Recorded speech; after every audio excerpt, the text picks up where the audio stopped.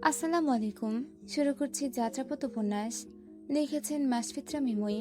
পর্ব সংখ্যা ১৬। জ্যৈষ্ঠ শেষে আগমন ঘটেছে আষাঢ়ের। আষাঢ়িয়া বর্ষণে গ্রাম বাংলার প্রকৃতি বদলেছে নিজস্ব রূপ। সবুজে রাঙা হয়ে উঠেছে দিক বিদিক। মেঠোপথের ধুলো রূপান্তরিত হয়েছে কর্দমাক্ত মাটিতে। হাঁটলেই নষ্ট হচ্ছে পোশাক। আবার কেউ বা পা হড়কে পড়ে গিয়ে খাচ্ছে আছাড়। চারিদিকে থই থই করা জল। বিলের পানিতে জন্মাচ্ছে শালুক, শাপলা আর পদ্ম। গৃহস্থ বাড়ি জুড়ে কাটছে এখন অলস সময়। ৩ বেলার রান্নার নিয়ম যেন সীমাবদ্ধ হয়েছে দুবেলার মধ্যে। বৃষ্টিতে কাক ভেজা হয়ে কে যায় অত দূরে রান্না করতে? ২ হাঁড়ি রসগোল্লা আর বড় সাইজের কাতলা মাছ হাতে স্ত্রীর সাথে শ্বশুরবাড়ি নায়র এসেছে মাহবুব। বৃষ্টির দিনে আগে ভাগে বাড়িতে দুপুরের রান্না শেষ। গোসলের কাজ শেষ করে যে যার ঘরে ব্যস্ত। ফাহমিদা এসে প্রথমে দাদিকে সালাম দিয়ে জড়িয়ে ধরল মাকে। দিলারা বেগম শব্দহীন হাসলেন।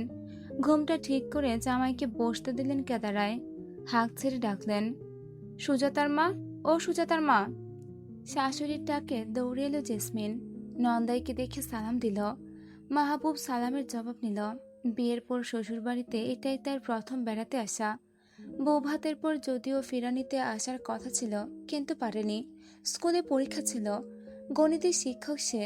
সেই পরীক্ষায় উপস্থিত না থাকলে কি আর চলে? দিলারা নির্দেশ দিলেন, জামাই বাবা মাছ আর মিষ্টি আনছে, ওইগুলো লইয়া যাও ভিতরে। মাছটা এখনই কাটতে ফেলো। তার আগে তোমার শ্বশুর আর দাদা শ্বশুরের খবর দাও, বাড়ির নতুন জামাই এসে। জেসমিন মাথা নাড়িয়ে মাছটা হাতে তুলে নিল। ভাবিকে সাহায্যের উদ্দেশ্যে মিষ্টির হাড়ি নিয়ে ফরিদা এগিয়ে গেল সামনে। নাচ জামাই আসার সংবাদে ঘর থেকে বেরিয়ে এলো আকবর মিয়া। দিনকাল এখন তার বাড়িতেই কাটে। জমি জমা ব্যবসায় সবই পুত্র নাতিদের হাতে সঁপে দিয়ে তিনি চিন্তামুক্ত। শেষ বয়সে এমন ভরা সংসার প্রাপ্তির পর একটা মানুষের জীবনে আর কি বা চাই?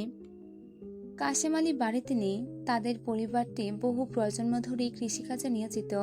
এটি আকবর মিয়ার বংশীয় পরম্পরা। পাশাপাশি রয়েছে জেলা শহরে কাপড়ের বিশাল ব্যবসা, যার কৃতিত্ব শুধুই তার নিজের। পিতা ছিলেন বিদ্যালয়ের প্রথম শিক্ষক। তার হাত ধরেই এই গ্রাম দেখেছিল শিক্ষার আলো, পেয়েছিল প্রথম প্রাথমিক বিদ্যালয়। সেই ধারা বজায় রেখে নিজ উদ্যোগেই তিনি হাত দিয়েছিলেন উচ্চ বিদ্যালয় তৈরির কাজে। সাথে অবশ্য তার প্রিয় বন্ধুও ছিল, যে এখন আর পৃথিবীতে নেই। অথচ গ্রামের বর্তমান প্রভাবশালী মানুষগুলো কত সহজেই না ভুলে গেল সেসব। আকবর মিয়া সেই ঘটনা ভুলতে পারেন না। এত সহজ তাকে সমাজ ছাড়া করার সিদ্ধান্ত নেওয়া? নিজেরা টিকতে পারবে তো? শ্বশুর দাদা শ্বশুরের সঙ্গে কুশল বিনিময় সারতেই শালারা ধরে নিয়ে গেল মাহবুবকে। শাশুড়ি আর চাচি শাশুড়ি এলাহি আয়োজন করেছেন। দুপুরের ভোজন শেষে বিশ্রামের চিন্তা বাদ দিয়ে তারা বের হলো মাছ ধরতে। মিশ্রি আর সুজাতা পাশাপাশি শুয়ে কুম্ভকর্ণের মতো ঘুমাচ্ছে। ফাহমিদা পোশাক বদলে তাদের ঘরে এলো। কিছুক্ষণ একদৃষ্টিতে তাকিয়ে রইল চাচাতো বোন আর নিজ ভাতিজির ঘুমন্ত মুখ পানে। আঙুল দিয়ে খোঁচাখুচি করলো বেশ কিছুক্ষণ। তাতেও কাজ না হওয়ায় এইবার চিৎকার করে ডাকল, হায় আল্লাহ, সব মিশ্রিত বিষ পিঁপড়ায় খাইয়া ফেলাইতেছে, কি হইব এখন? ঘুম ভেঙে গেল মিশ্রির। হন্তদন্ত হয়ে উঠে বসল। কই কই? ফিক করে হেসে দিল ফহমিদা। মিশ্রি অবাক হলো। ঘুমের রেশ কাটেনি এখনো। চারিদিকে তাকিয়ে দেখল এক পলক। বিস্ময় ভরা কণ্ঠে বলল, আপা তুমি? সত্যি? না, মিথ্যা। কখন এলে? অনেকক্ষণ আগে। খাইছস নাকি না খাইয়াই ঘুম? খেয়েছি। আমি তো ভাবছি তুই মনে হয় চলে গেছস। এখন দেখি বাড়িতে যাস নাই যে, অসুখ ভালো হয় নাই? অসুখ? হ, সেজো ভাই বলল তোর নাকি অনেক অসুখ, এই জন্যই তো বউ ভাতে আসস নাই। তার মানে ফাহমিদা আসল ঘটনা জানে না, কেউ তাকে জানায়নি হয়তো। তাই মিশ্রিও জানানোর প্রয়োজন মনে করল না। ঘন ঘন মাথা নেড়ে বলল, দাদাজান যেতে নিষেধ করে দিয়েছে, তাই কয়েকদিন এখানেই থাকবো। পরীক্ষা এলে তারপর যাব। ভালাই করছে, এইখানেই থাক আপাতত। তুমি কেমন আছো? আলহামদুলিল্লাহ ভালা, তুই? ফাহমিদের চোখে মুখে চাপা আনন্দের ছাপ। অথচ মেয়েটার বিদায়বেলা কি কান্নাটাই না করেছিল। কিন্তু মিশ্রি, সে কি আদৌ ভালো আছে? অনাকাঙ্ক্ষিত সেসব ঘটনা পেরেছে কি ভুলতে? সবাই হয়তো ভুলে গেছে, ভুলে যেতে চায়ও, কিন্তু মিশ্রি যেন ভুলতে পারে না। হয়তো সারা জীবনই তাকে বয়ে বেড়াতে হবে সেসব। মিথ্যা বলার অভ্যাস না থাকায় উত্তর আর দিল না, শুধু জিজ্ঞেস করল, তোমার স্বামী আসেনি সঙ্গে? তোমার স্বামী আবার কি? বল দুলাভাই, তোর ছোট দুলাভাই হয় সে। চল দেখা কইরা আইবি, তোকে তো আলাপই হইল না তেমন। বলেই তার হাত টানল ফাহমিদা। মিশ্রি ছাড়িয়ে নিল নিজেকে। মুহূর্তেই ভয়ে কেঁপে উঠল অন্তরাত্মা। সেদিনই সেই ভয়ঙ্কর ঘটনার পর থেকে দুলাভাই শব্দটাকে সে ভীষণ ভয় পায়। তাই কিছুতেই সে আর যাবে না, দেখা করবে না কারোর সাথে। হঠাৎ তার অহেতুক ভয় বোধগম্য হল না ফাহমিদার। দুই ভ্রুয়ের মাঝখানে সূক্ষ্ম ভাঁজ পড়ল। কোনরূপ প্রশ্ন করার আগে ঘরে ঢুকল বলে। মেয়েটা ভারী দুষ্ট। এসে নিজ বাহুর সাহায্যে সেজ ননদের বাহুতে ঠুকি দিয়ে মিষ্টি এসে বলল, কি গো ননদিনী, নতুন স্বামী সংসার লইয়া কেমন কাটতেছে দিনকাল? মেয়েটার মতলব সহসা বুঝে গেল ফাহমিদা। খাটের এক কোনায় গিয়ে বসে লজ্জায় নুয়ে নিল মাথা। শাড়ির আঁচল আঙুলে পেঁচাতে পেঁচাতে বলল, ভালা। তা আমগো দুলাভাই কেমন? সেও ভালা। আদর্শ সোহাগ কেমন করে? ধুর যাও তো। দুই হাতের আজলায় মুখ ঢাকল সে। তা দেখে পলি হাসল, চোখ মারল ছোট ননদিনীকে। ফিস করে বলল, বিয়া করবো না কইয়া ঠমক মাইরা তোমার বইনে এখন শরম পায়। দেখলা মিস্ত্রি, দেখলা? বিয়া হইলে মাইয়া মানুষ আসলেই বদলায় যায়। ভাবির কথায় বড় বোনকে খুঁটিয়ে খুঁটিয়ে দেখে ভারী অবাক হয় মিশ্রি। ব্যাপারটা তার হজম হচ্ছে না। আসলে কি বিয়ের পর মেয়েরা বদলে যায়? গ্রামের পশ্চিমের শেষ মাথায় বিশাল এক ঘাট। নদীটি গিয়ে মিশেছে একেবারে চিলাই নদীর সাথে। এখানে রোজ অজস্র ট্রলার আর নৌকা এসে থামে। মাছ ধরার ট্রলার, পণ্য সরবরাহের ট্রলার। বিশেষ করে বর্ষার দিনে জলপথের বাণিজ্য যেন চলে রমরমা। বাড়ির ছেলেদের মধ্যে রুহুল আর মাসুমের উপরেই কাজের চাপ কম। দূরের কাজগুলো বাপ চাচা আর বড় দুই ভাই সুজন তালেব সামলায়। ভেতরের দিকের কাজের দায়িত্ব আবার তাদের দুই ভাইয়ের। সবকিছুই ভাগ করা। সম্পর্কে চাচাতো ভাই বোন হলেও তাদের মিলমিশ দেখে তা বোঝার উপায়টুকু নেই। নতুন দুলাভাইকে নিয়ে তারা আর ঘাটে গেল না, বরং গেল দক্ষিণের বেলায়ে। এখানে ভালোই পানি উঠেছে, দেখে বোঝাই জানা এটা যে বেলাই, বরং মনে হচ্ছে উত্তাল সমুদ্র। গাজীপুরে অবশ্য এমন বেলায় বিলের অভাব নেই। শীতে হয় ধানক্ষেত, আর বর্ষায় এটাই আবার হয়ে ওঠে পানিতে থই থই সমুদ্র। মহান আল্লাহ তাআলার কি অপরূপ সৃষ্টি। রুহুলের হাতে 3টা বড়শি। একটা মাহবুবের দিকে এগিয়ে দিয়ে বলল, মাছ ধরতে পারেন তো নতুন বোন জামাই? মাহবুব হাসে, বড়শি হাতে নিয়ে আধার লাগায় ফাঁদে। বলে, গ্রামের ছেলে, ছোট থেকে গ্রামে বড় হয়েছে, আর মাছ ধরতে পারবো না? দেখো শুধু। বয়সে আপনি আমগো থেকে বড় হইলেও সম্পর্কে কিন্তু আমরা আপনার থেকে বড়। আমগো ছোট বোন বিয়ে করছেন। মাসুম কথাটা বলল, কণ্ঠে প্রকাশ পেল রসিকতা। মাহবুবকে প্রথম প্রথম গম্ভীর মনে হলেও এখন দেখে মনে হচ্ছে প্রাণখোলা মিশুক প্রকৃতির মানুষ। বড়শিতে হঠাৎ টান অনুভব করল। হাতের চাপ প্রয়োগ করতে উঠে এলো একটি স্বর ফুটে। প্রতি উত্তরে বলল, আচ্ছা সম্বন্ধীরা, আপনাদের সম্মুখে অনেক অনেক সম্মান। শব্দ করে হেসে উঠল দুই ভাই। এবারে দুলাভাইটা একেবারে তাদের মনের মতো হয়েছে। বড় দুটোর তো যেই ভাব, এসেই সারাক্ষণ খুঁজে বেড়ায় দোষ ত্রুটি, আর বাড়ি ফিরে তা ঝাড়ে বোনেদের উপর। শালাদের সঙ্গে কখনো হেসে দুটো কথা বলেছে নাকি, তাও স্মৃতি হাতড়ালে পাওয়া যাবে কিনা সন্দেহ। শহর জুড়ে তুমুল বৃষ্টি পড়ছে। এখানে সেখানে জমেছে হাঁটু অব্দি পানি। টানা 3 দিনের অতিবৃষ্টিতে চলার অনুপযোগী হয়ে উঠেছে রাস্তাঘাট। কাক ভেজা হয়ে সন্ধ্যায় বাড়ি ফিরল নওশাদ। ছাত্র হিসেবে সে তুখোড় মেধাবী, শিক্ষকদের অতি পরিচিত। তাদের মধ্যেই একজনের সুপারিশের সন্ধান পেয়েছে একটি টিউশনির। সম্মানই ভালো, ছাত্রের পিতা এসপি। তবে অসুবিধা একটা আছে, মা বাবা উভয়ই কর্মজীবী হওয়ায় বাড়িতে থাকেন কম, তাই ছেলের পেছনে সময় দেওয়া হয় না। এই সুযোগে অধিক বিলাসিতা আর খারাপ বন্ধুদের খপ্পরে পড়ে ছেলেটা হয়েছে ডান পিঠে। 2 দিন পরেই নওশাদ বুঝে গিয়েছে একে ঠিক করার জন্য বহু কসরত তাকে করতে হবে, কিন্তু হাল ছাড়লে চলবে না। কলিং বেলে চাপতে দরজা খুলে দিল কাজের মেয়ে সালমা। হাবভাবে বোঝা যায় তাকে মোটেও পছন্দ করে না মেয়েটা। অথচ নওশাদের মনে পড়ে না মেয়েটার সাথে কখনো আগ বাড়িয়ে সে কথা বলেছে কিনা। বসার ঘরে প্রবেশ করতেই কারো হাসাহাসি শব্দ কানে এলো, অথচ শ্বশুর শাশুড়ি কেউই বাড়িতে নেই। কোনো এক আত্মীয়র বাড়িতে দাওয়াত আছে তাদের। ভেজা পোশাকে পর্দার ফাঁক দিয়ে উকি দিল নওশাদ। হাসির শব্দটা লিলির। হাসতে হাসতে ঢলে পড়ছে পাশ ঘেঁষে বসে থাকা যুবকের গায়ে। কিছুটা দূরে বসা এক অপরিচিত পুরুষ আর নারী। লিলি বাদে উপস্থিত কাউকে সে চেনে না, তবুও স্ত্রীর শরীরের সাথে অন্য পুরুষের লেপ্টে থাকা সহ্য হলো না। ধূপধাপ পা ফেলে দোতলার দিকে হাঁটা ধরল। সালমার উদ্দেশ্যে বলল, তোমার আপামনিকে ঘরে আসতে বলো। মুখ বাঁকালো সালমা। অনেকক্ষণ আগে চা নাস্তার আদেশ এসেছে। ট্রেতে করে তা নিয়ে বসার ঘরে প্রবেশ করল সে। বলল, আপামনি, আপনার জামাই এসে। ফ্রেশ হয়ে এখানে আসতে বলো। আপনার এই ঘরে যাইতে কইছে। উপস্থিত পুরুষটি উচ্ছ্বাস নিয়ে বলল, যা নিয়ে আয়, আমরাও দেখি কার জন্য লিলি ফুল বিদেশ ফেরত বর আর ঘর ছেড়েছে। লিলি উঠে এলো। নওশাদ ততক্ষণে গোসল সেরে বেরিয়েছে। লিলিকে দেখে প্রশ্ন ছুড়ল, কে এসেছে বাড়িতে?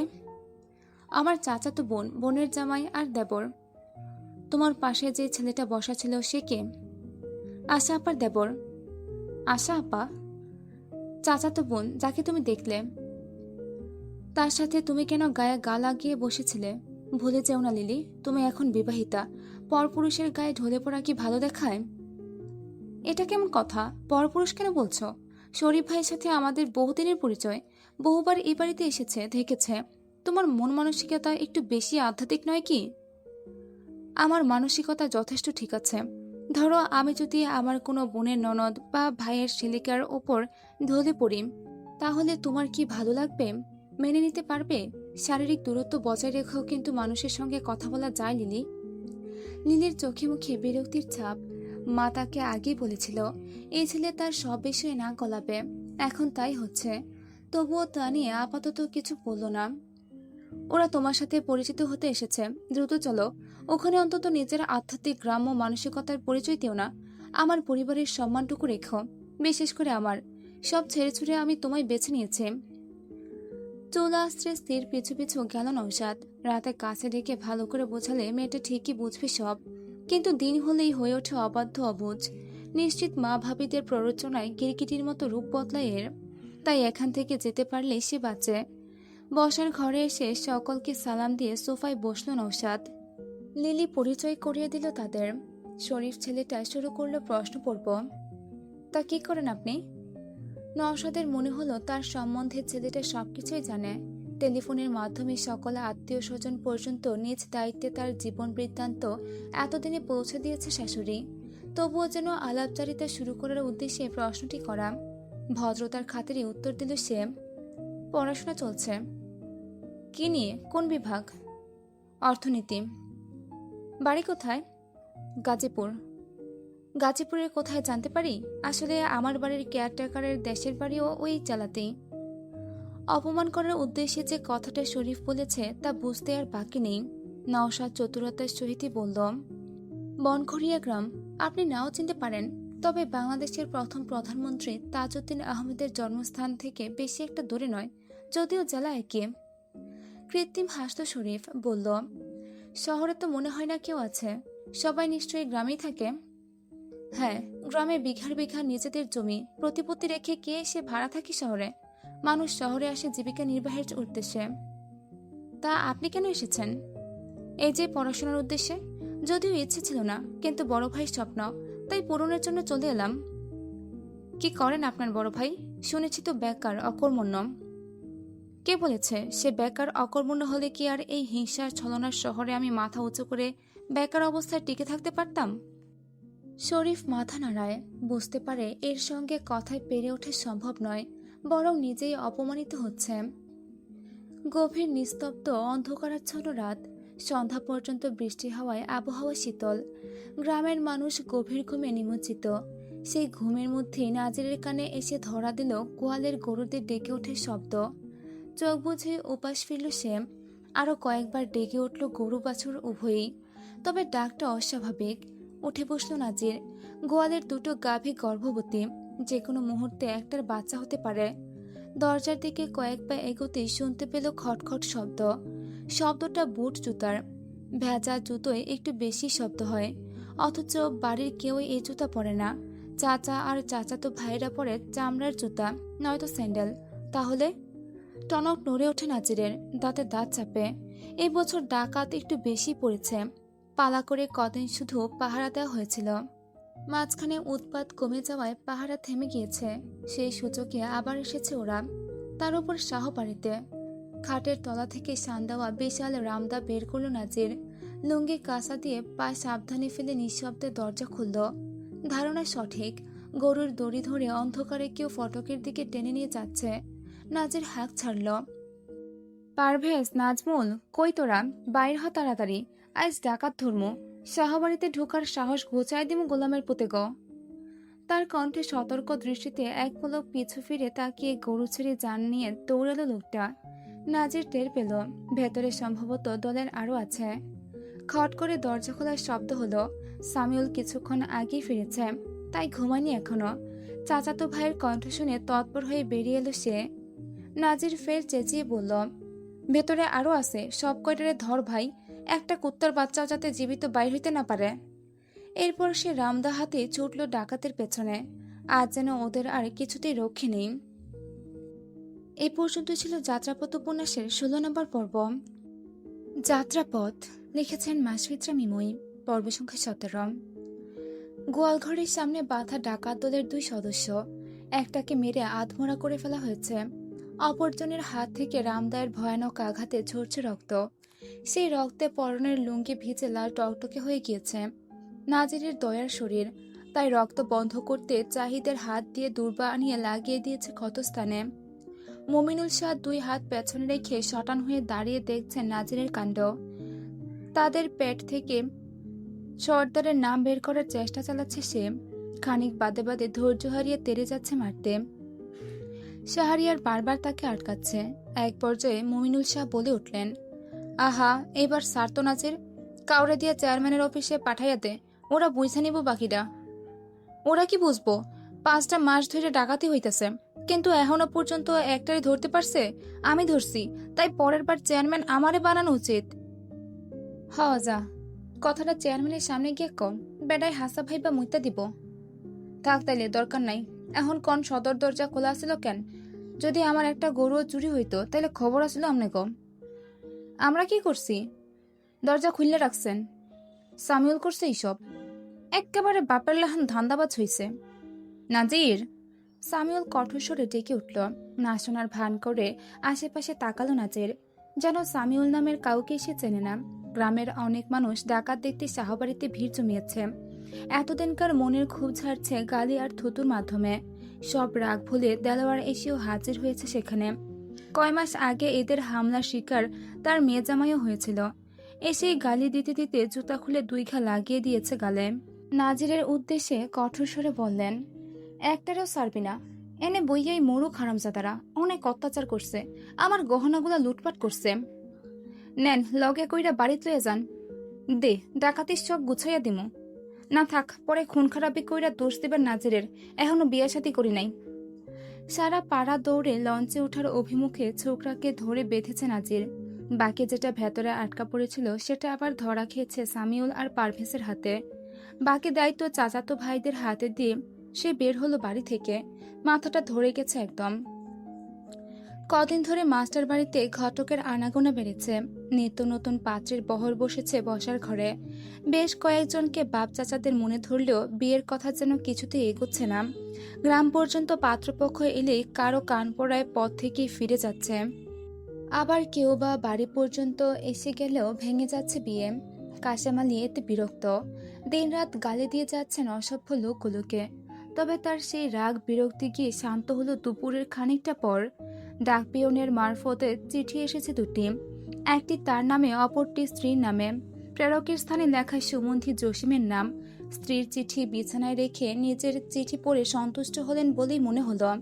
তা নিয়েই সোজা হাঁটা ধরলেন পিতার ঘরে। সেই রাতের ঘটনার পর থেকে পিতার সাথে মুখোমুখি কথা হয় না ভদ্রলোকের।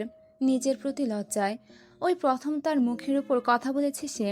এরপরেও কিভাবে ক্ষমা চাওয়ার জন্য ঘরের সামনে গিয়েও ফিরে এসেছে বারবার। তবে সাহস করে আজ গেল, দরজার সামনে দাঁড়িয়ে অনুমতি চাইল। আব্বা, আইমো? আয়। গম্ভীর কণ্ঠের অনুমতি পেতেই ভেতরে প্রবেশ করলেন কাশেম আলী। আকবর মিয়া আরাম কেদারায় অর্ধশোয়া। কাশেম আলী এসে সোজা বসলেন পিতার পায়ের ধারে। চলল দুজনের মধ্যে তুমুল নীরবতা।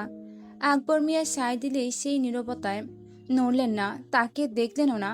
হঠাৎ করেই কাশেমের অস্বস্তি বাড়ল, দরদর করে ঘামতে লাগলেন। অপরাধবোধ কাজ করছে বোধহয়। সেই অপরাধবোধ থেকে হয়তো মাথা রাখলেন পিতার হাঁটুতে। আকবর মিয়া একবার চোখ খুলে মাথা নামিয়ে ছেলের দিকে তাকালেন। স্মিত হেসে স্বাভাবিক কণ্ঠে জিজ্ঞেস করলেন, কি হয়েছে? মাথা ঠিক আছিল না আব্বা, রাগের মাথায় মুখের উপর কথা কইয়া দিছি। পরের ঘটনা তো আপনি সবই জানেন। মাফ চাইতে পারি নাই, আমারে মাফ কইরা দেন আব্বা। আর কখনো এমন হইব না। বহুদিন পার হইয়া গেছে, পুরানা কথা ভুললা যা। না, আগে কোন মাফ করছেন? তুই তোর জায়গায় ঠিক আসলি বাপ, আর আমি আমার জায়গায়। তখন আমার মাথায় আসিল মায়াডার সম্মান রক্ষা করা, তাই ঠান্ডা মাথায় কথা কইতে চাইছিলাম। কিন্তু পরে আমি বুঝলাম মাইয়াকে ভোগ্য সামগ্রী মনে করা অমানুষের লগে কিসের ঠান্ডা মাথায় কথা। তাই আমি রাগ করি নাই।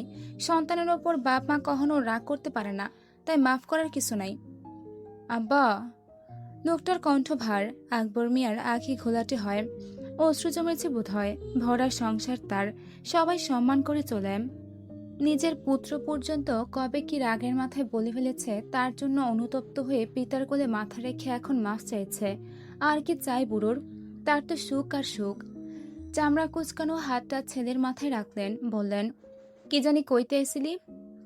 কাশেম আলী মাথা তুললেন, মূল কথাটা বলতে ভুলে গিয়েছেন। চিঠিটা পিতার হাতে তুলে দিয়ে বললেন, তালেবের বড় মামাই নিজের পোলার লগে আমগো মিস্ত্রির সম্বন্ধ করতে চায়। আমরা রাজি থাকলে এই মাসে শুভকাম সাইরা ওরে উঠাইয়া লয়ে যাইব। আকবর মিয়া চিঠিটা দেখলেন, পড়লেন। তবে ছেলের মতো আনন্দ তার মুখমণ্ডলে দেখা গেল না, বরং হলেন গম্ভীর। জিজ্ঞেস করলেন, আরিফের লেগা? হ। কি জানি করে পোলায়? লেখাপড়া? হ, বিশ্ববিদ্যালয়ে পড়ে। তুই রাজি? কম পাত্র তো দেখি নাই আব্বা। যারা ওই বদনামটা শুনে তারাই মুখ ফিরাইয়া নেয়। আবার কেউ রাজি হইলেও চায় যৌতুক। মাইয়া বিয়ে দিলে তো আর খালি হাতে পাঠামু না, কিছু না কিছু লগে দিমই। তবুও যারা নিজ থাইকা চাইয়া নেয় তাগো কাছে কি আর মাইয়া ভালা থাকবো? এই সম্বন্ধটা এখন মেঘনা চাইতেও পানি। আরিফও খারাপ না, পোলা ভালা।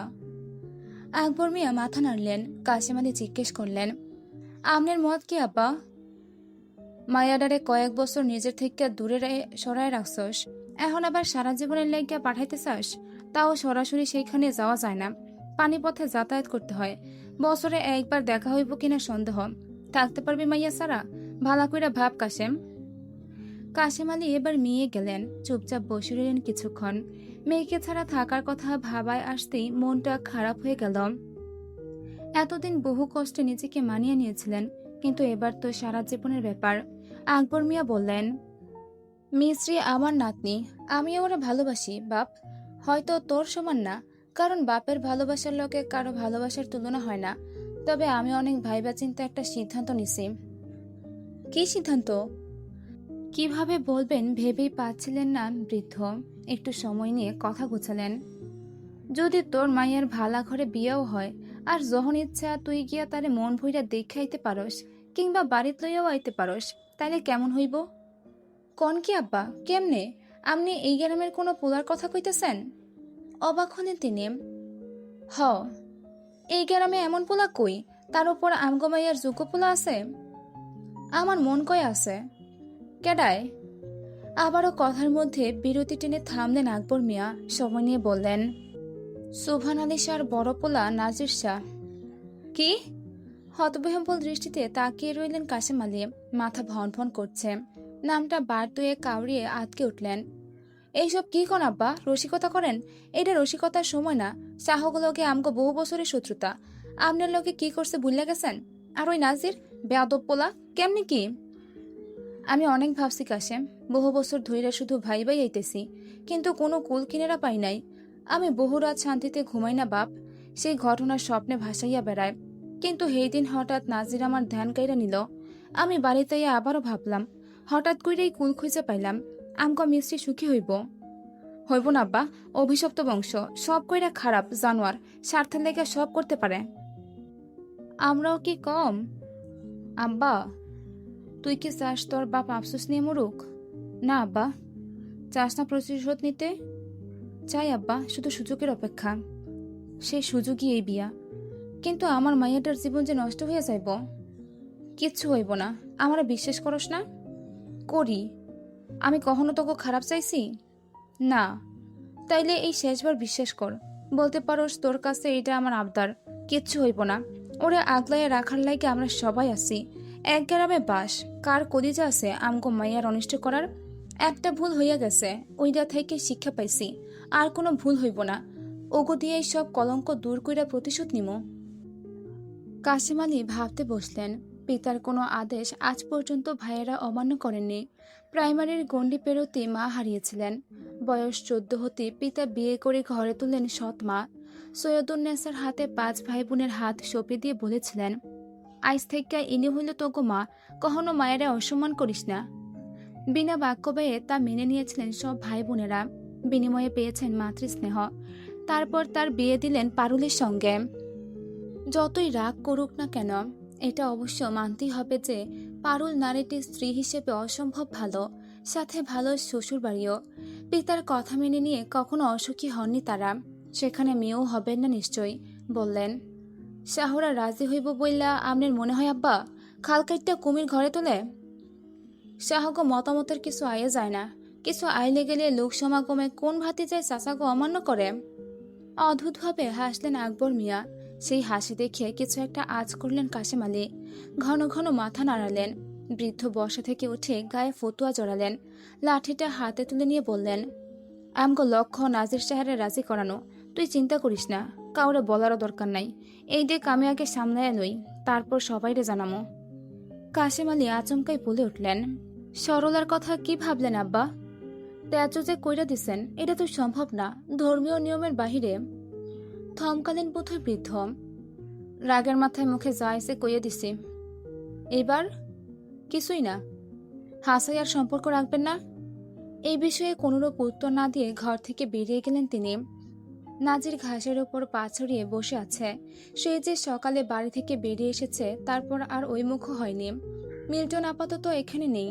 তাকে সে পাঠিয়েছে গুরুত্বপূর্ণ একটি কাজে। খেতে ধানের চারা লাগানো শেষ। কাদা মারিয়ে লতিফ আইলের আগাছা পরিষ্কার করছে। ওখানে এবার কচুর লতি চাষ করবে নাজির। কদিন আগে কৃষি কর্মকর্তার থেকে পরামর্শ নিয়ে এসেছে। নাজির! কারোর আগে পিছু ফিরে তাকালো নাজির। ভ্রু জোড়ার মাঝখানে বেশ কতক ভাঁজ পড়ল। আমন ধানের জমি হয় সমতল ভূমিতে। এই জমিটাও সমতল। উত্তরপাড়ার সরু রাস্তার পাশ ঘেঁষে একেবারে। তবে এটা তার নয়, এলাকারই একজনের থেকে চাষের জন্য বর্গা নেওয়া। নাজির নিজের স্থানে বসা, দৃষ্টি এখনো পেছনে স্থির। আকবর মিয়া এগিয়ে এলেন। ছেলেটার দৃষ্টি অবজ্ঞা করে লাঠিতে ভর দিয়ে দাঁড়িয়ে লতিফের ব্যস্ত হাতের দিকে তাকালেন। বললেন, আমন ধান চাষ করবে এবার? নাজির উত্তর দিল না। ভেতরে বিষয়ে চাপিয়ে রেখে দৃষ্টি সরালো।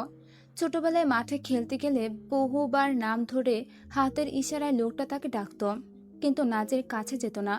বড় চাচা বারণ করে দিয়েছিলেন, স্পষ্ট করে বলেছিলেন, ওই যে ওই মাস্টার বাড়ির কেউ ডাকলে যাবি না, কিছু দিলে খাবি না, ওরা আমগো শত্রু। তোর আব্বার এই অবস্থা ওরাই করছে, তোরাও মাইরা ফেলবো। সেই ভয়ে নাজির যেত না, দূরে দূরে থাকতো, লুকিয়ে পড়তো ছেলেদের ভিড়ে।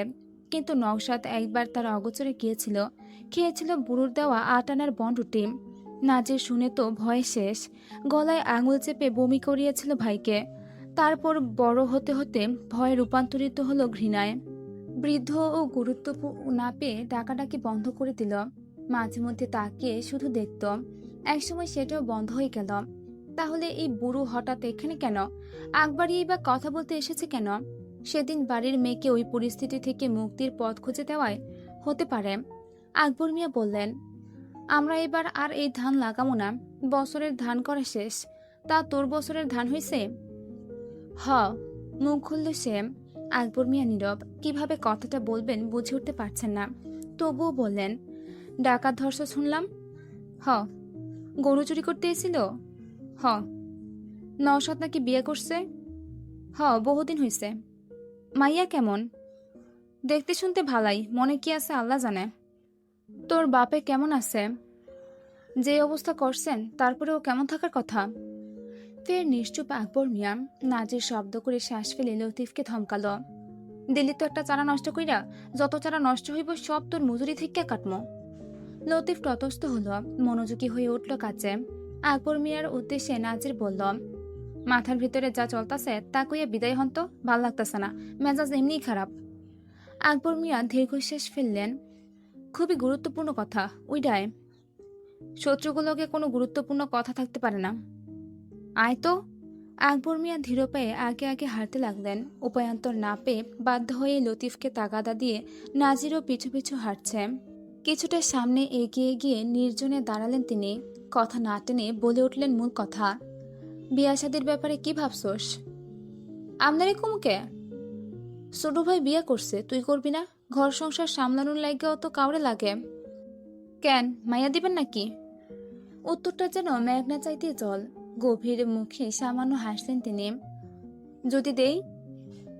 আপনার লগে আমার মস্করার সম্পর্ক না, কাম আছে অনেক, আজাইরে না আমি। কি কাম করস? দাদার ব্যবসায় জড়াইছস? না। কেন? ভাগে পাই নাই।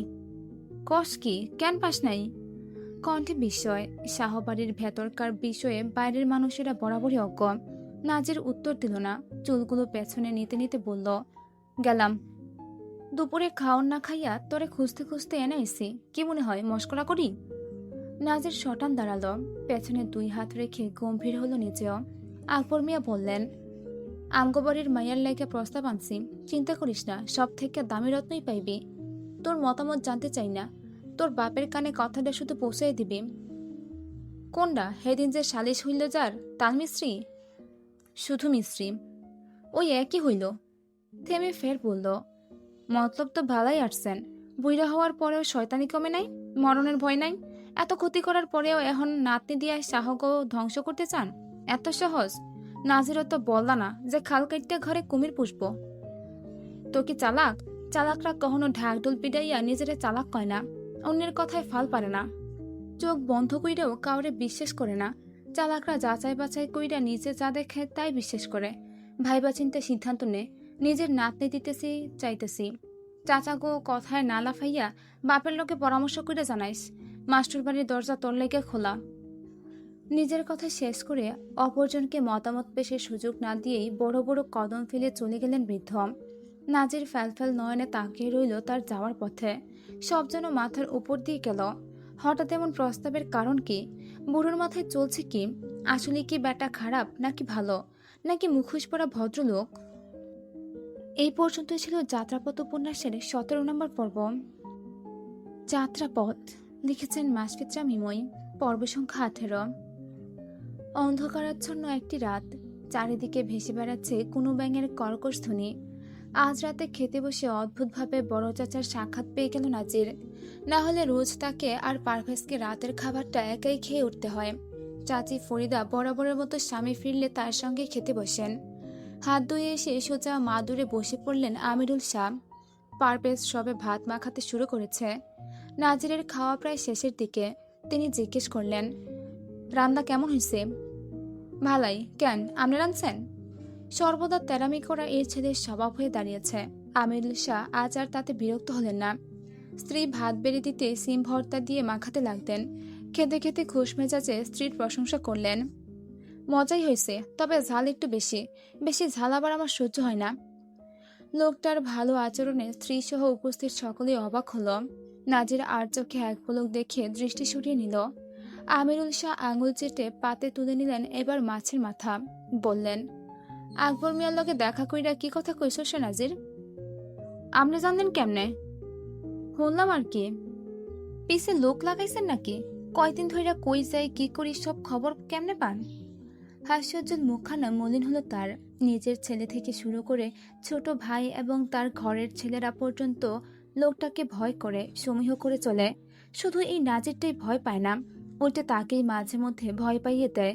সাথে মুখের ওপর বলে দেওয়া কড়া কথা তো আছেই। পানছুটে মুখে বললেন, লোক লাগানোর মতো অত সময় আমার নাই। কথাটা হুনছি কালামিয়ার কাছে।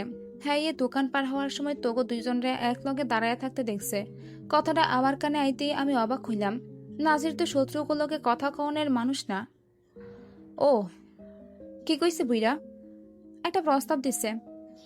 খাওয়া থামিয়ে সতর্ক দৃষ্টিতে তাকালেন আমিরুল শাহ, মুখমণ্ডলে বিস্ময়। নাজির বলল, জিগাইবেন না কি প্রস্তাব? কি প্রস্তাব? বিয়ার প্রস্তাব। কে? কার লগে? হ্যাঁ, নাতনির লগে। বুইরা আমার নাচ জামাই বানাইতে চায়। কাশি উঠল আমিরুল শাহর, মুখের ভাত সম্ভবত গলায় আটকে গিয়েছে। ফরিদা দ্রুত স্বামীর মুখের সামনে পানি ধরলেন। পানির গ্লাস হাতে নিয়ে সবটুকু পানি শেষ করে স্বস্তির নিঃশ্বাস ফেললেন তিনি। কাশি কিছুটা কমে এসেছে এবার। থম মেরে বসে রইলেন বেশ কিছুক্ষণ। কথাটা কিছুতেই যেন বিশ্বাস হচ্ছে না তার।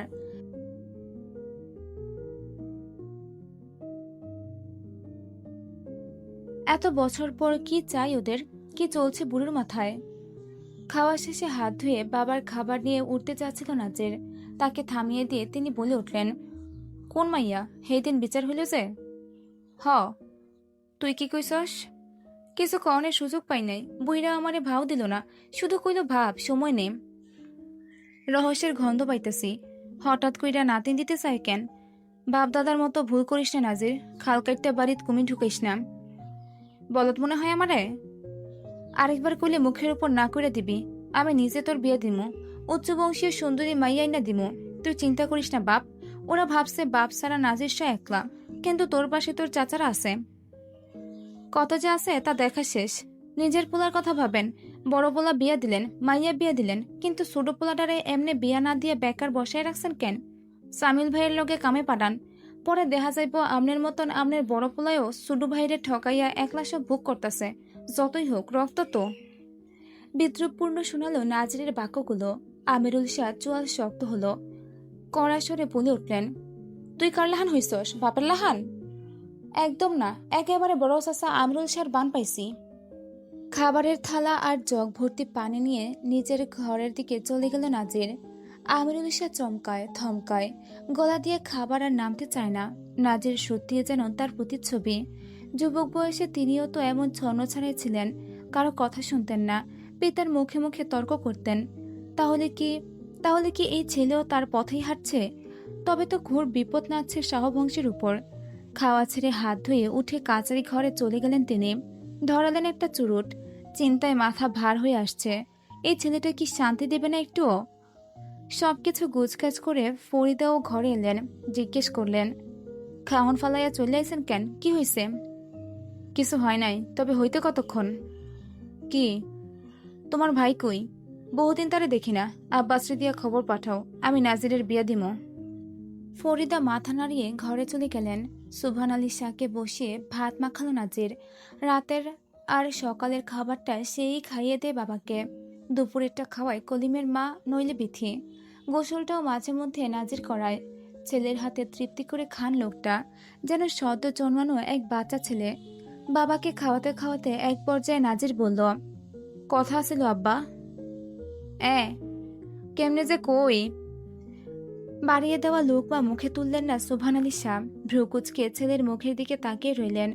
কাঁধে স্নেহভরা হাত রেখে মুখ দিয়ে শব্দ করলেন। মুখ দিয়ে শব্দ করলেই লালা বের হয়। নাজিরতে মুছে মুখে জোরপূর্বক খাবার ঢুকিয়ে দিল।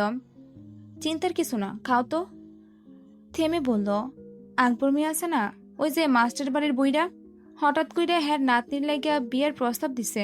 দেওয়ার পর কইলেও তোমারে জানাইতে, তুমি যা সিদ্ধান্ত নিবা তাই মাইনা নিতে। লোকটা থম মেরে রইলেন। মাথার চুলে বহু আগেই পাক ধরেছে। থুতনির নিচে অল্প একটু দাঁড়িয়ে নাজের ছেটে দেয় প্রতি সপ্তাহে। এবার সে চুপচাপ খাওয়াতে লাগলো। সময় দিল ভাবার। যদিও সে জানে উত্তরটা বড় চাচার মতোই না হবে, তবুও ইশারা দেখতে চায়।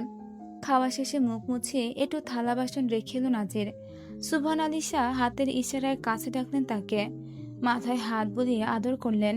ছেলেটার জন্য বুক ফেটে যাচ্ছে তার। বাবা হিসেবে নিজেকে ভীষণ অকৃতজ্ঞ লাগে। আজ সুস্থ থাকলে কি আর ছেলেটাকে কেউ ঠকাতে পারত? নাকি এত কষ্ট করতে হতো তাকে? সেই অল্প বয়স থেকে পরিশ্রম করছে ছেলেটা। বাপ ভাইয়ের দায়িত্ব তুলে নিয়েছে নিজের কাঁধে। এদিক দিয়ে একেবারে বাপের মতো হয়েছে। তিনিও জোয়ান বয়সে নিজের বাপের কথা মেনে চলেছেন, সেবা যত্ন করেছেন। এই পর্যায়ে এসে আবার আটকে ওঠেন সুবহান আলী শাহ। ছেলে পুরোপুরি বাপের মতো হলে তো সমস্যা। নরম মানুষদের এই বিষাক্ত নগরের অমানুষেরা শকুনের মতো খুবলে খায়, যেভাবে তাকে খেয়েছিল। চোখ ঘোলাটে হয়ে ওঠে লোকটার। হয়ে যান অস্থির। অস্থির চিত্তে হাত নাড়িয়ে মুখ দিয়ে শব্দ করেন।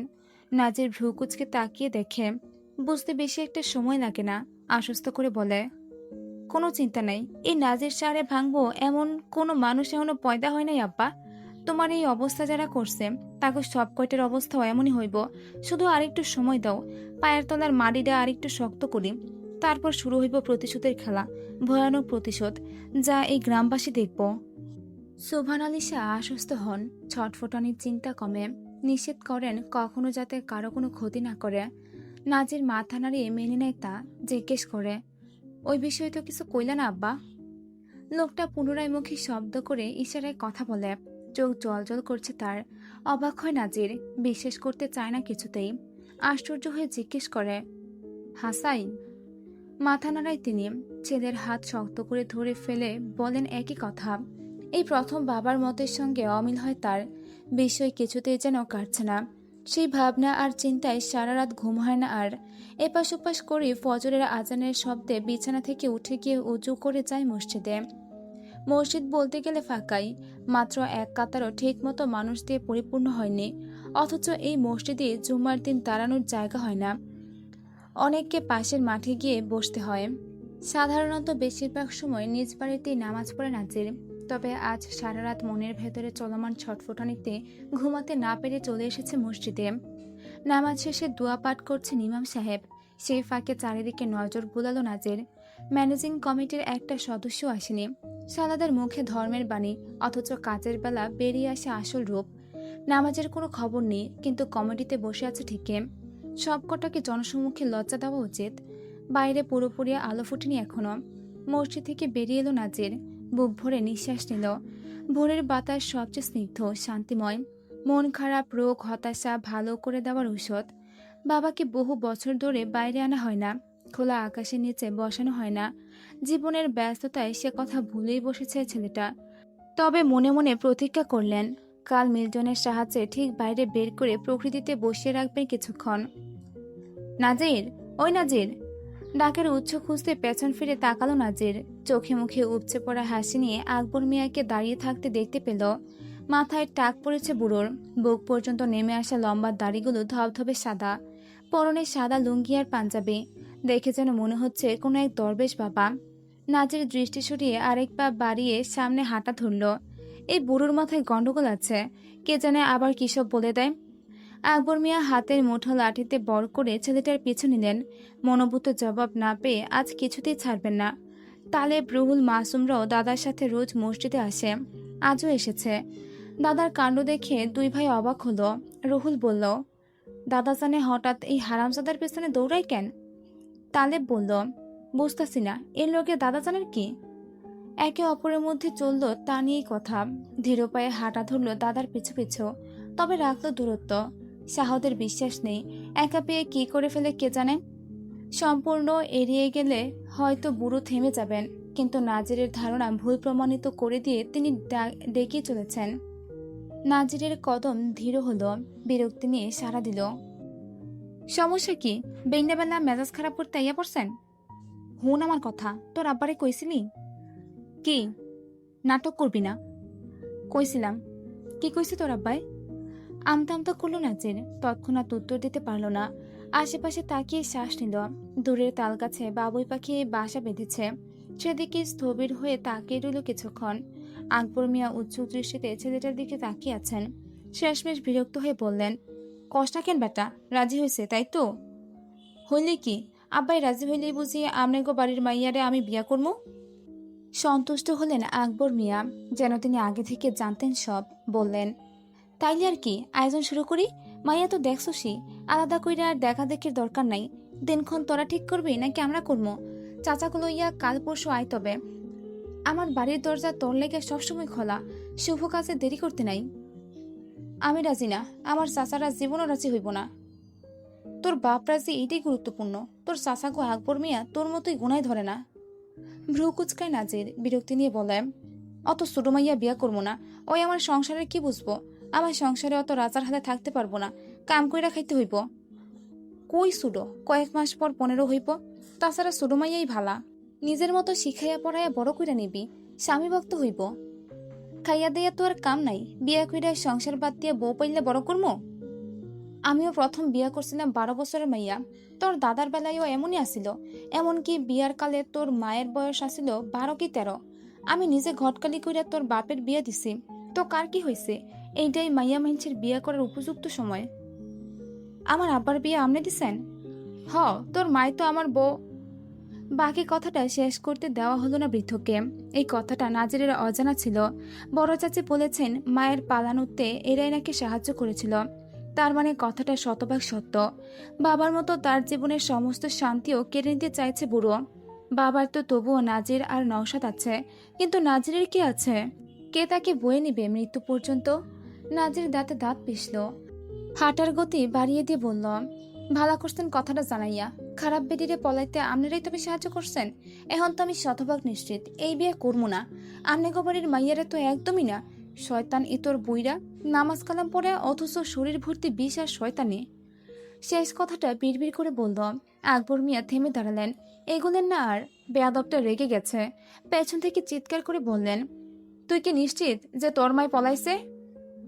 অনেকটা পথ এগিয়ে গিয়েছিল নাজির। বুড়োর কণ্ঠ দৃঢ়। শ্রবণালী পর্যন্ত পৌঁছাতেই আপনা আপনি থমকে দাঁড়িয়ে পিছু ফেলল সে।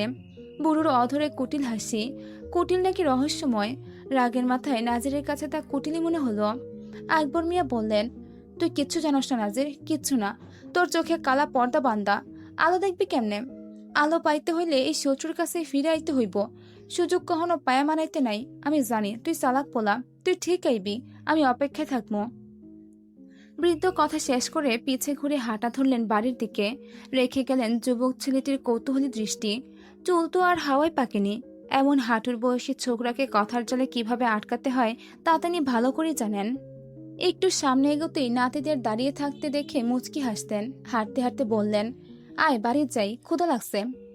তালেব দাদার পিছু পিছু হাঁটতে হাঁটতে বলল, হঠাৎ নাজিরের লোকে কি কথা কইলেন দাদাজান? ওই কি কোনো ঝামেলা করছে? অয় আর কি ঝামেলা করব? ওর নিজের জীবনের কি কম ঝামেলা আছে? দাদা যে সত্যটা বলতে চান না বুঝে গেল সে। তাই আর প্রশ্ন করল না, বিপরীতে চুপ রইল।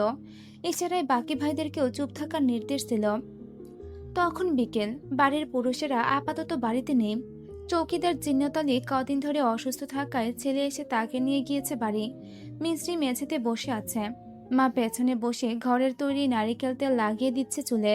কিছুটা দূরে বসে দাদি চাচিরা গল্প করছে প্রতিবেশী নারীদের সঙ্গে। কদিন আগে তার নামে রটা বদনাম নিয়ে সামনাসামনি কথা বলা আপাতত থেমেছে, যদিও পাঁচ লোকে কত কথাই বলে। মিস্ত্রি আনারস খাচ্ছে। তালেব সকালে গিয়ে কোত্থেকে যেন নিয়ে এসেছে। কিছুক্ষণ আগেই ভাবি পলি কেটে দিয়ে গেল তাকে। খেতে খেতে মিনমিনিয়ে অভিযোগের সুরে মায়ের উদ্দেশ্যে বলল, মা, এখন বিয়ে না করলে হয় না? মেয়ের চুল রুক্ষ, বহুদিন হয়তো তেল পড়েনি, তাই আজ তেল দেওয়ার জন্য চেপে ধরেছেন পারুল। অথচ এর মধ্যে পেয়ে গেলেন তিনটে বড় বড় উকুন। এখন সেগুলি মারছেন। অন্য সময় হলেও হয়তো এই কথার বিপরীতে ধমক দিতেন তিনি। তবে ওই ঘটনার পর থেকে উঁচু গলায় কথা বলেন না। কোমল সুরে বললেন, না, হয় না। আব্বাকে নিষেধ করো না মা, আমার ভালো লাগে না এতগুলো মানুষের সামনে গিয়ে বসে থাকতে। আর বইতে হইব না, ঘটকরে আইতে তোর দাদায় নিষেধ করে দিছে। তাইলে বিয়ে হবে না? খুশি হলো সে। ছি, কি কয় এইগুলা? হইব না কেন? অবশ্যই হইব। নিভে গেল সে। ঝট করে উদীয়মান হাসি মিলিয়ে গেল আড়ালে। পারুল বললেন, বিয়া প্রত্যেকেরই করতে হয়। এই যে আমার বাপে মাস্টার আসিল, তাও আমার বিয়ে দিছে অনেক ছোট থাকতে। মাত্র 14 বছর বয়সে আমি তোর বাপের সংসারে আইছি। তো কি হয়েছে? বছরে একবারের বেশি বাপের বাড়ি যাইতে পারি না। তালেব যখন হয়েছে তখন বয়স 15তে পড়ছে সবে। তার লেগে কি মইরা গেছি? মুখ কালো করে বসে রইল মেয়েটা। মিষ্টি আনারসও এখনো তেতো লাগছে তার কাছে। হাঁক ছেড়ে রাখলো। ভাবি, এটা নিয়ে যান তো, ভাল লাগে না আর। এই পর্যন্তই ছিল যাত্রাপথ উপন্যাসের 18 নম্বর পর্ব। যাত্রাপথ লিখেছেন মাসফিত্রা মিমই। পর্ব সংখ্যা 19। বহুদিন পর স্বামীর ভিটায় ভাইয়ের আগমনে ফরিদার ব্যস্ততা সকাল থেকে একটু বেড়েছে। আতিথ্যে যেন বিন্দুমাত্র খামতি না থাকে।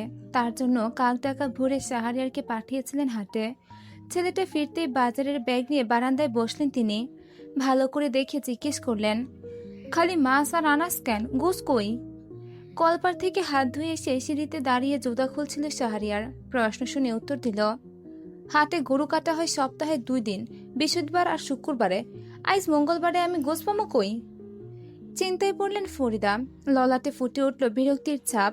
এতদিন পর ভাই এলো বাড়িতে, অথচ মাংস খাবে না। কোমল স্বরে বললেন, তাইলে খুব থেকে একটা মুরগা ধইরান।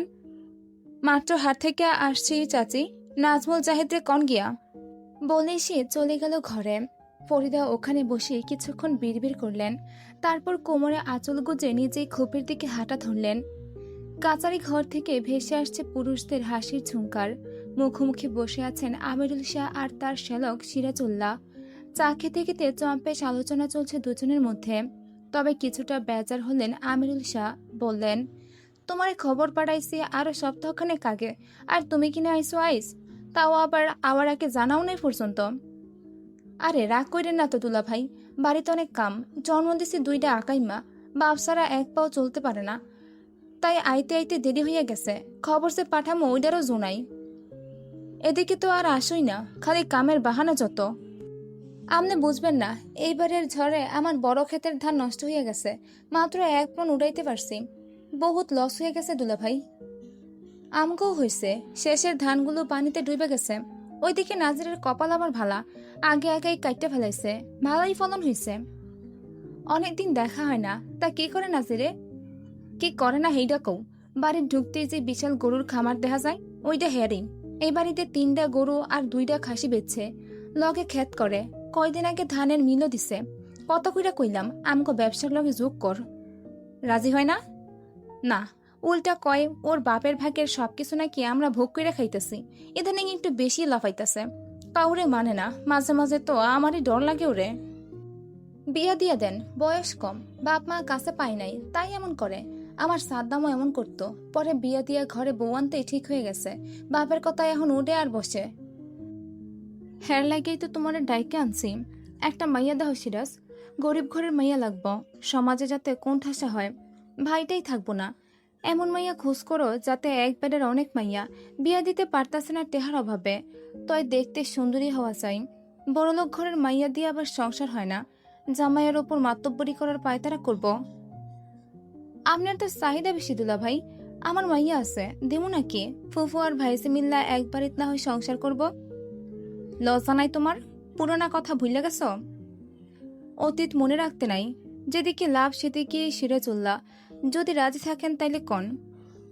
না, যা কইছি তা হনো, তাড়াতাড়ি সন্তান লাগবো, যত তাড়াতাড়ি সম্ভব বিয়া দিতে চাই। হঠাৎ ভাইপুতের লাইগা এত দরদ উতলায় পড়ে কেন? মতলব কি আমনের? রহস্যের গন্ধ পাইতেছি। কোনো মতলব নাই, বাড়ির শত্রু ঢুকার পায়তারা করতেছে, তাই পথ বন্ধ করতে চাইতেছি। শত্রু?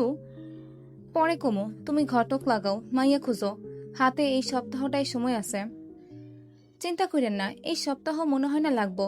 চেনা পরিচিত মাইয়া আছে, যেমন চাইতেছেন তেমনই। আইস ফিরাই না হয় কথা কমো, এরপর আপনারা খবর পাঠামো। আমিরুল শাহ সন্তুষ্ট হয়ে চায়ের কাপে চুমুক দিলেন। বাইরে ঝিরে ঝিরে বৃষ্টি পড়ছে, রোদের দেখা মিলেছে না বেশ কয়েকদিন ধরে। আরে সিরাজ মামু যে, খবর কি? সিরাজউল্লাহ সবে চায়ের চুমুক দিয়েছিলেন। রসিকতার সুরে কথাটা শুনে ঘাড় ঘুরিয়ে তাকাতেই দেখা পেয়ে গেলেন পরিচিত মুখের। খানিকটা হাসলেন। আরে নাজির সাজে, খবর ভালাই, তোরটা ক। বাম হাতে ধরা লুঙ্গির এক কোণা ছেড়ে দিয়ে তার পাশে ধপাস করে বসে পড়ল নাজির। অপর হাতে বাঁশের মতো দেখতে আখের খণ্ড চিবিয়ে রস খেতে খেতে বলল, মন্দ না। কাজকাম কেমন চলে? শুনলাম ব্যবসা করস। কি এর আবার ব্যবসা? টে আছে নাকি? দাদার এত জমি জমা থাকতে ভাগে পেয়েছি মাত্র 2 বিঘা, তার মধ্যে আমরা 2 ভাই পামু মাত্র 1 বিঘা কইরাম। আর ব্যবসা তো দখল করছে চাচারা, তাই আল্লাহর রহমতে খাইয়া পইরা বাইচ্চা আছে কোনো মতো। মেজাজটা আবারও খারাপ হয়ে গেল আমিরুল শাহর। ধমকালেন, মুখ সামলা নাজির, সারাক্ষণ শুধু চাচাকে দোষী জিহব্বার ডগায় লইয়া থাকে। তোর নিজের কিনা জমির কথা কস না কেন? এগুলা কমু কেন? এগুলা আমার পরিশ্রমের ফল, আমার অর্জন। কথা হইব বাপদাদারটা লইয়া। আহা, কাজ্যা করিন না তো দুলা ভাই, পোলাপাইন মানুষ, কত কথাই তো কয়। তাছাড়া কথা কিন্তু ভুল না, আমনেকো ভাগে এত জায়গা জমি, আর সুফান ভাইয়ের ভাগ্যে কিনা মাত্র এইটুকুন। যে কারোরই চোখে পড়ার কথা। অসুখ্যা ভাইয়ের পোলাগো ঠকানো কিন্তু আল্লাহ সহ্য করব না। সিরাজউল্লাহ বলে উঠলেন কথাটা। শ্যালকের কথায় আমিরুল শাহ কিছু সময়ের জন্য স্তব্ধ হয়ে গেলেন। ভ্রুকুচকে বললেন, তুমিও এখন ওরে কান পড়া দিতেছ সিরাজ? তা তুমি কোন অলিয়া উলিয়া? অযথা আমার মুখ খোলায়ও না। বাপের তো একটা সনের বাড়ি ছাড়া আর কিছুই আসছিল না। এই কয় বছরে এত উন্নতি কেমনে? সবে কষ্টের ফল দুলা ভাই। বহুত পরিশ্রম করছে এই জীবনে। পরিশ্রম করলে সফলতা আপনা আপনি দোরগোড়ায় আইয়া পড়ে। ঠিক কইছি না রে নাজির? ঠিক মানে খাপে খাপ সকিনের বাপ। ফের দাঁতে দাঁত পিষলেন আমিরুল শাহ। তার বড় কন্যার নাম আয়েশা। নাজির ঢং করে ডাকে সকিনা আপা। তার মানে এটাও তার উদ্দেশ্যে খোঁচা মারা কথা। আর এই সিরাজটাও এক নম্বরের ধুরন্ধর। কাউকে পেলেই ভালো সাজার অভিনয়ে নেমে পড়ে। এর জন্য স্ত্রী আর স্ত্রীর গোষ্ঠীকে পছন্দ করেন না তিনি। লোকে বলে এরা নাকি গ্যাগা বংশ। তবুও জোরপূর্বক হেসে প্রসঙ্গ বদলানোর উদ্দেশ্যে বললেন, বিয়ার প্রস্তুতি শুরু কর নাজির। এটা আষাঢ় মাস না? এই মাসেই তোরে বিয়া দিয়া ঘরে নতুন বউ তুলমো। ছোট ভাইয়ের বিয়া হয়েছে, অথচ বড় ভাইয়ের হয় নাই। তাই পাশে লোকে অনেক কথাই কয়। মাইয়া কেমন থাকে কই? সিরাজরে হের লাগেই ডাকছি। ওর পরিচিত মাইয়া। এই সপ্তাহে দেখতে যাবো। তার আর দরকার নাই। কেন? আমার লাগে আমি এই মাইয়া ঠিক করছি। আপনি গিয়ে শুধু পাকা কথা কইয়া দিন তারিখ ঠিক করে আসেন। আর না পারলে কয়েন ছোট চাচারে কমু না হয়। ভারী অবাক হলেন লোকটা। বয়সের ছাপ পড়া ফর্সা মুখখানায় অবিশ্বাসের ছাপ স্পষ্ট। পরনের ফতুয়ায় হাত মুছে বললেন, মাইয়া ঠিক করছিস মানে? কোন মাইয়া ঠিক করছিস তুই? কবে করলি? বাড়ি কই? বুইরা টানা সপ্তাহ দুয়েক ধইরা পিছে পুইরা আছে। কি আর করমো? কয়বার না করা যায়? হের পরে ব্যাপারটা লইয়া অনেক ভাবলাম। আব্বার লগেও কথা কইলাম। বিয়া করলে আসলে আমারই লাভ। তাই সিদ্ধান্ত নিছি কাশিমের মাইয়ার এই বউ কইরা ঘরে তুলমো। হেরা যত দ্রুত সম্ভব কথাবার্তা পাকা কইরা দিন তারিখ ঠিক করতে চায়। আপনি তো আজাইরা মানুষই। কাল পরশু জানতাইলে। আটকে উঠলেন আমিরুল শাহ। নিজের কানকে বিশ্বাস হচ্ছে না কিছুতেই। ঠিক শুনলেন তো? সিরাজুল্লাহর দিকে একবার তাকালেন। ইশারায় কিছু বলতেই সিরাজুল্লাহ হাত রাখলেন নাজিরের কাঁধে। নরম সুরে বললেন, আকবর মিয়া মাস্টার বাড়ির বুইড়াটা না? হ। হায় আল্লাহ, মাথা খারাপ হয়ে গেছে নাকি তোর? ওই বেটা যে চালাকের চালাক। তোর দাদার বন্ধু আসিল ওই বুইড়ায়। লোকে কইতো একেবারে এক মায়ের পেটের থেকে জন্ম নেওয়া দুই ভাই যেন। তোর চাচির বিয়ার সময়ও আসিল। খুব সম্মান করতাম। কিন্তু কি করলো শেষমেশ? তোর দাদার পেটে ছুরি মারলো। তোর বাপে নিজের বাপের মতো মান্য করতো ওই বেটারে, অথচ তারেও ছাড়লো না। তোর বাপ জাইনা ফেলায় হ্যার জিপ কাটলো, পা ভাঙলো, প্রাণেই হয়তো মাইরে ফেলতো। কিন্তু তোর চাচারা ঠিক সময়ে পৌঁছাইয়া যাওয়ার কারণে আর পারে নাই। আর হ্যার সঙ্গ দিছিল হ্যার পোলারা। বড় নাতিও তো তখন ডাঙ্গর। হ্যাগো কারণে তোগো আজ এই অবস্থা। তোর চাচাগো কম ক্ষতি করে নাই। এই আমি, আমার বন্ধু বান্ধব আর সুমন্থি লইয়া সারা রাত পাহারা দিছি এই শাহবাড়ি। আর তুই কিনা হ্যাগো বাড়ির মাইয়া ঘরে তুলতে চাস? ওরা যে কত ভয়ঙ্কর তা তুই জানোস না? ঘুমের ঘরে মাইরা দিলে কি করবি? ঠোঁটের ফাঁক দিয়ে শ্বাস ফেল নাচের। এই ঘটনার বর্ণনা সে 10 বছর বয়স থেকে সে শুনে আসছে। এলাকায় এই নিয়ে অনেক রটনাও আছে। তখন দেশে সদ্য স্বাধীনতার আনন্দ চলছে। হানাদারদের হাত থেকে মুক্তি মিলেছে। আইন শৃঙ্খলা ততটা কঠোর নয়। নব্য স্বাধীন দেশেও তো সবকিছু ঠিক করতে একটু সময় লাগে নাকি? অথচ তার মধ্যেই পুনরায় দেশে দেখা দিল অশান্তি। স্বৈরাচার হয়ে উঠল মহান নেতা। সে বহু কাহিনী। তাই কোন গ্রামে কে কাকে মেরেছে তা কে আসবে দেখতে? পুলিশ নাকি আকবর মিয়া আর তার বড় পুত্রকে আটকও করেছিল। সপ্তাহখানেক গারদে থাকার পর মুক্তি মিলেছিল তাদের। কেন মিলেছিল নাজির তা জানে না। এখানে অবশ্য এক একজনের এক এক মত। তবে নাজিরের ধারণা, আইন শৃঙ্খলার দুর্বলতার কারণেই হয়তো শাস্তির হাত থেকে বেঁচে গিয়েছিল তারা। গম্ভীর কণ্ঠে বলল, এক কথা হুনতে হুনতে মুখস্থ হয়ে গেছে। নতুন কিছু থাকলে কইেন। নাজির শহরে মারা এত সহজ? হুটহাট সিদ্ধান্ত আমি নেই না মামু। শত্রুর মাইয়া শাহবাড়ির তাইব, শাহবাড়ির মাইয়া কিন্তু যাইব না। সে নিজে প্রস্তাব লইয়া আসে, আর আমি শুধু সুযোগের সদ্য ব্যবহার করতে চাইতেছি। খারাপ কি? বাপের দুর্বলতা হইল নিজের মাইয়া, তাই আপত্তি করার কিছু নাই। আর আমিও কারো মতামত চাই নাই। আব্বা ঠিক থাকলে কি চাচাকে পাত্তা দিতাম? তাই আর কোনো কথা না কইয়া বিয়ের ব্যবস্থা করেন। বিয়ার খরচ কিন্তু বড় সামনের। অনেক টেহা পাই আপনার কাছে। কথা শেষ করে উঠে গেল নাজির। যেভাবে এসেছিল ঠিক সেভাবে চলে গেল। আমিরুল শাহর মাথায় হাত। দুর্বল কণ্ঠে বললেন, এখন কি হইব সিরাজ? এই পোলা আমার কোনো কথা শুনে না। তুমি তো নিজ চোখে দেখলাম। পোলায় কিন্তু চালাক আছে, কথায়ও যুক্তি আছে। ওই বলদ বাপের ঘরে এমন চালাক পোলা কেমনে পাইতা হইল? নাকি নাসরিনের অন্য জায়গার চক্কর আসিল দুলা ভাই? সে অপকর্মের ফসল। সশব্দে হাসলেন সিরাজুল্লাহ। আমিরুল শাহ বিরক্ত হয়ে বললেন, চুপ থাকো মিয়া, তুমি জানতা না ওই বেড়ি কেমন আছিল? আর চক্কর থাকলেও পোলার চেহারা বাপদাদার মতন হইব কেমনে? একেবারে হুবহু আব্বার নাক কান পাইছে, আর কপাল ঠোঁট সুবহানাল্লাহান, উচ্চতায় মুমিনের সমান। আমগো বংশের সবচেয়ে লম্বা তো মুমিনই।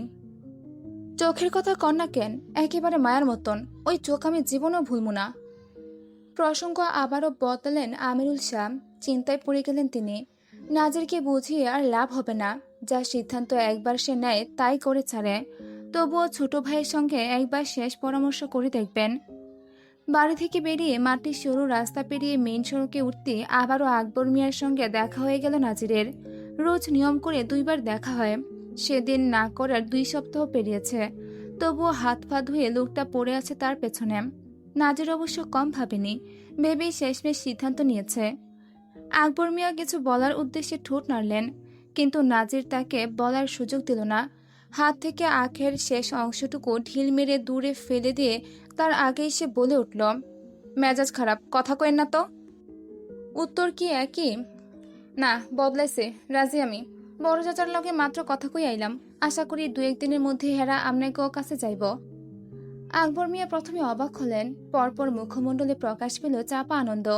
বিড়বিড় করে আলহামদুলিল্লাহ বলে ত্যাগ করলেন স্থান। নাজিরের মতো ঘাড়তেরা ছেলে যে এত দ্রুত রাজি হয়ে যাবে বিশ্বাস করতে কষ্ট হচ্ছে।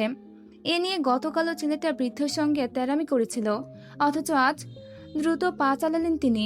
এবার বাড়ির সবাইকে জানাতে হবে খবরটা। এতদিন ওই ছেলের মতামতের জন্যই তো জানাতে পারেননি। মিস্ত্রির দিনগুলো বিশেষ ভালো যাচ্ছে না। গ্রামে আছে মাসখানেকেরও বেশি সময় ধরে। স্কুল ছেড়ে সমবয়সী বান্ধবীদের ছেড়ে এতদিন ভালো লাগে কোথাও, অথচ বাবা দাদা কিছুতে তাকে যেতে দিচ্ছে না। মাঝখানে অবশ্য বিয়ে দেওয়ার ঝোঁক চেপেছিল তাদের মাথায়, তবে আল্লাহর অশেষ রহমতে মাথা থেকে আপাতত সেসব বেরিয়েছে, তাতেই শান্তি। দুপুরে খাওয়া শেষে নিজ স্ত্রী এবং বাড়ির পুরুষদের বসার ঘরে তলব করেছেন আকবর মিয়া। সুজন বাদে যথাসময়ে বাদ বাকি সকলে এসে উপস্থিত হয়েছে সেখানে। আকবর মিয়া এসে বসলেন নিজের তুলোর নরম বালিশ বিছানো কেদারায়। হাতলে 2 হাত রেখে পিঠ ঠেকালেন পেছনে। সৈয়দুন্নেসা জিজ্ঞেস করলেন, সবারে ডাকলেন যে, গুরুত্বপূর্ণ কিছু কইবেন? হ। একটু সময় নিয়ে নিজেকে গোছালেন তিনি, তারপর শুরু করলেন, মিস্ত্রির বিয়া দিমো কইছিলাম, কিন্তু মন মতো পাত্র না পাইয়া শেষমেশ ঘটকরে আইতে নিষেধ করে দিছি।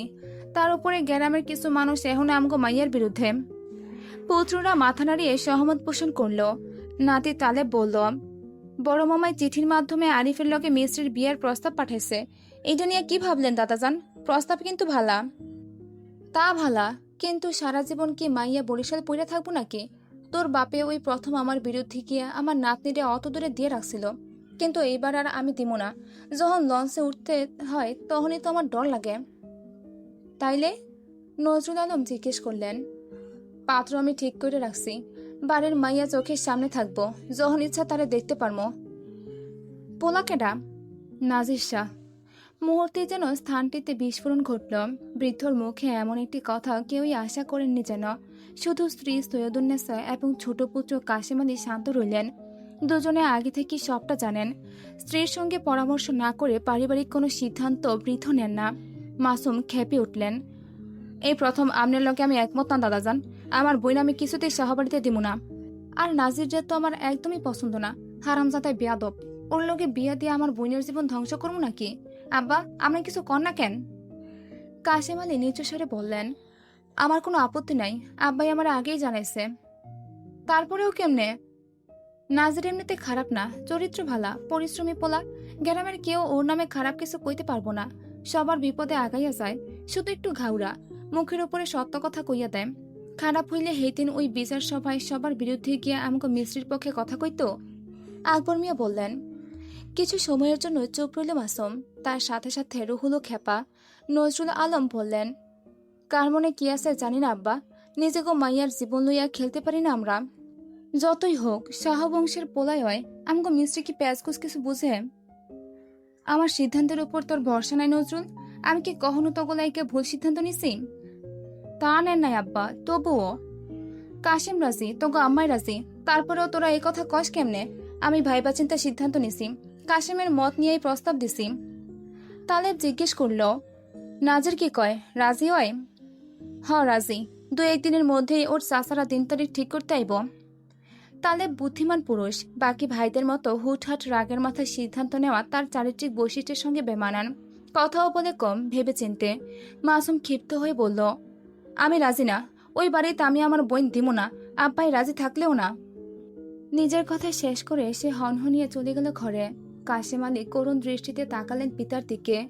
আকবর মিয়া আশ্বস্ত করলেন, বয়স কম, রক্ত গরম, বোঝাইলে ঠিক বুঝবো, একটু সময় দে। নজরুল আলম পুনরায় বললেন, আমি জানি না আব্বা আপনি কেন এই সিদ্ধান্ত নিছেন, কিন্তু অতীত নিশ্চয়ই ভুলেন নাই। নিজেকে স্বার্থ সিদ্ধির শখ করে ওই মায়াডার না আমার ক্ষতি হয়ে যায়। অতীত ভুলি নাই আমি, তবে এইটা আকবর মিয়ার নাতনি। কারো এত বড় কলিজা হয় নাই যে আমার নাতনির দিকে হাত বাড়াইব। আকবর মিয়ার পোলা নাতিটা কি মইরা গেছে, নাকি শরীরের জোর কইমা গেছে? সালিশে কিছু করতে পারি নাই মাইয়া বাড়ির থাকার কারণে, কিন্তু তাই বললা ক্ষমতা আমাকেও কম না। কেউ গায়ে হাত লাগাইতে আইলে ওই হাতটাই কাটতে দিবি, প্রয়োজন হইলে আমার মতন গুলি চালাই দিবি, তবুও শত্রুকে কোনো ছাড় দিবি না। নজরুল আলম এই পর্যায়ে এসে হয়তো পিতার কথার অর্থদ্বার বুঝতে পারলেন, তাই চুপ রইলেন। তবে সেই আলোচনা শেষ হলো না, চলতে থাকলো আরো বিভিন্ন বিষয়ে কথাবার্তা। এই পর্যন্ত ছিল যাত্রাপথ উপন্যাসের 19 নম্বর পর্ব।